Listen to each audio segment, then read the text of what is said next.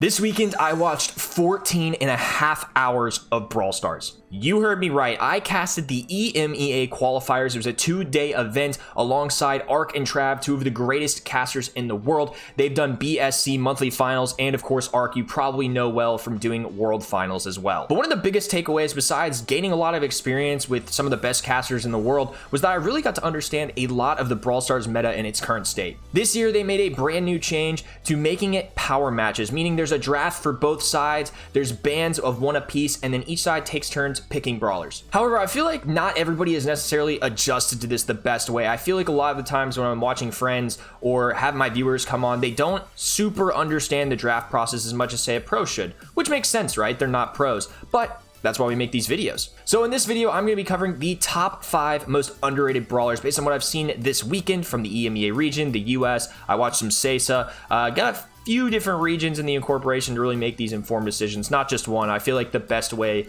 to kind of accumulate these things is doing what's happening across the entire world. So if you like these kinds of videos, I would really appreciate it. Spend a lot of time VOD reviewing, casting the games live, and just really trying to make sure I understand the game best to give you all the best tips and tricks. So I'd appreciate it. You drop a like on the video, subscribe if you want some more great Brawl Stars content. With that being said though, let's go ahead and reveal those top 5 brawlers. Starting out at number 5, we have Colette. Now, Colette is not the strongest brawler in the world, and there's really no reason to ever ban Colette. I can't really see that ever being a scenario, but she has risen from being one of the least played brawlers in the meta to now a brawler that can be selected on a fair decent amount of heist maps. Her super, Time to Collect, inflicts a lot of damage onto the safe, and plus she synergizes super well with Byron specifically, a very common brawler in the meta right now. The heals combined with the mass tax star power do a really good job of shielding Colette, allowing her to take less damage when she's in that super form, and when Byron's hitting her with those heals, I mean, she's gaining HP as she dies onto the safe to do 10% damage, which is kind of nuts. And additionally, tankier brawlers are kind of running rampant in the meta, even on maps like Safe Zone and Hot Potato. You're seeing Daryl, Bull, and Primo show up off and on between those maps. So Colette's going to be a great counter into those, and overall, she's not going to be the best brawler in the game. You're not going to play her on every map, and it's definitely a situational thing, but I would say that Byron and Colette synergy is a very strong one right now. If you can get that combination on maps like Safe Zone, it's going to be a great pick. I've seen Colette and Byron all throughout the weekend across regions, but especially in EMEA like the match you're seeing here, it worked really, really well. Next up at number 4, we have Lola, and Lola's going to be a very solid option on mid-range maps like Dueling Beetles or just in Heist in general on maps like Safe Zone or Hot Potato. Lola is somebody that hasn't necessarily been in the meta in recent history, but if you remember around World Finals 2021, she was at her absolute peak, being banned or played everywhere. Now, Lola's not nearly the same brawler she was because of the nerfs, which I think is a good thing. She's a lot more balanced now, but at the same time, Lola is still a really high DPS brawler, and she can still absolutely obliterate a high safe or some enemy tanks. She doesn't have too many hard counters either, so she's kind of a more safe option in general. There's not going to really be a reason you ever lose because you picked Lola. Since she can shred through brawlers, she's a little more versatile in who she faces, so if you've got an unfair matchup on one of your sides, you can kind of switch Lola up with her a little bit, and it's probably going to go a little bit better for you. Also, her freeze frame gadget does allow her to throw her ego out, and it can either shield for your team and take some hits for you, or you can throw it up, say, closer to a high safe and safely take some shots at it without really getting harmed. Overall, Lola's stock's really risen this weekend. I saw her being played a lot of different instances across regions as well, so I think you definitely need to be including her more in combinations for Power League, or at least definitely keeping her in mind. I think she's just a very safe option in general, so don't forget about Lola, and let's hop into our next brawler.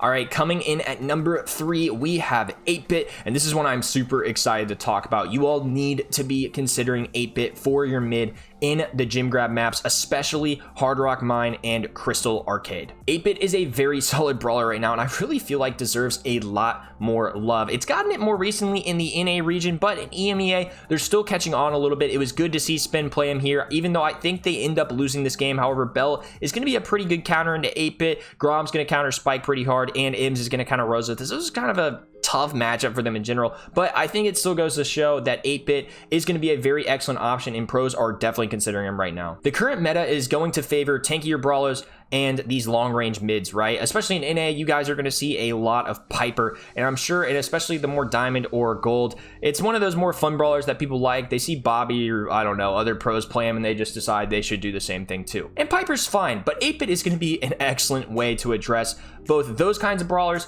and the tankier brawlers. So you get a little more versatility. 8-Bit is a very, very safe pick to try and counter whatever mid they end up going with. Like I said, if they go with something like Bell, little tougher, but he's definitely going to be a great option with 7,200 HP. It's very difficult for a shotgun brawler like Daryl, who runs rampant in the meta right now, or a long-range brawler with heavy hitting damage like Piper to really kill 8-Bit. A big strategy with 8-Bit too that people use is they use that cheat cartridge gadget. That's the one that allows him to teleport. So you're going to see people place their supers behind walls, especially on the spawn side like Crystal Arcade or in Hard Rock Mine, and 8-Bit can get really aggressive onto the enemy brawlers. He can grab gems, try and get that extra damage, and right before he's about to go down, just teleport away and life's good. Overall, 8-Bit is going to be a great mid and gem grab, especially for the PL format. This is somebody that you all could get sneaky with and push on ladder if you wanted to as well. He's just going to be a really great option right now, and I don't know why more people aren't playing him. At pick number 2, I am taking Ash, and Ash is going to be a great brawler on the bushier maps like Sneaky Fields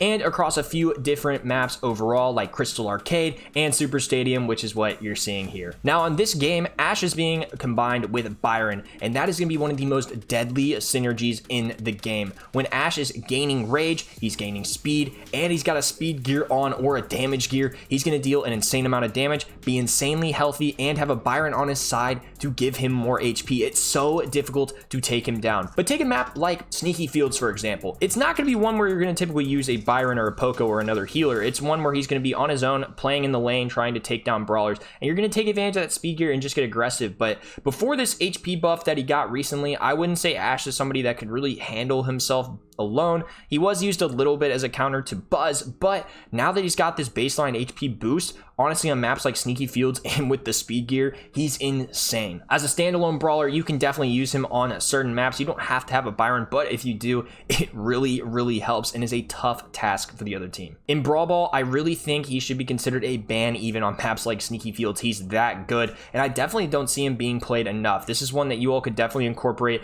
and help yourselves a ton getting some way easier wins on PL. Now, with no doubt in my mind, Pam is the most underrated brawler in the game. It's number 1. It's not even close for me. All these other brawlers are great brawlers, but Pam honestly might be a top 5 brawler in the game, period, right now. I first discovered this a few weeks ago when I was watching a $4,000 EECA tournament, and Pam was everywhere. It absolutely blows my mind how good she is and how little I see her in Power League. I've been harping on Pam for a few weeks since I've seen this now. If you watch my streams, you'll definitely know that Pam is somebody I've talked about, but especially after casting the EMEA qualifiers, she's just as versatile as it gets. She can mid and gym grab. She can be used in Hot Zone, Brawl Ball, and even selected as a counter for brawlers like Daryl in Knockout. Unreal how much value she can really provide in draft format because there's just so many situations in brawlers that she can address. Pam's Scrap Sucker gadget siphons off shots from opponents, leaving them useless. So say a Daryl rolls on you, arguably the best brawler in the game right now. He can't do anything because Pam's got a heal turret, which is healing her at a constant rate. It's dealing 800 damage to Daryl. She's taking away Daryl's shots, so he's just standing there. And to add on top of that, Pam's got 7,200 HP. You're not taking her down. Pam is already a great option into long-range brawlers like Piper, so really, she can be used for just about anything. I mean, how are you supposed to deal with that? I honestly think that they could really nerf her gadget. I think she's that good. I think in the meta right now, she can carry a lot of different situations, but also I just think she's a very solid brawler. Pam's somebody that's never really left the meta. She was never an S-tier brawler, I'd say, but she's always been chilling at A in recent history, and I think now the world is starting to see the true value of her in a draft format when brawlers like Daryl and Piper are going to be great options until you pick Pam.